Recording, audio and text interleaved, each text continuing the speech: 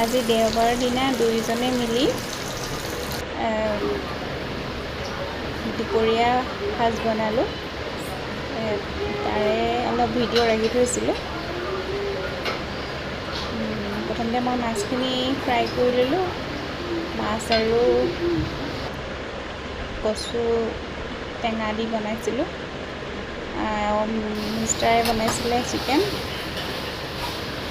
Video' দিলে বেয়া পায়, কিন্তু হ'লেও মই আজি ভিডিঅ'টো বনালোঁ আৰু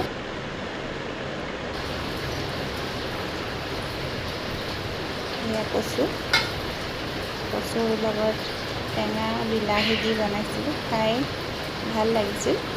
গৰমৰ দিনত টেঙা মাছটো খাই ভাল লাগে, নহয়নে বাৰু? এয়া আজি আমাৰ দুপৰীয়া সাজ এনেদৰে হ'ল আৰু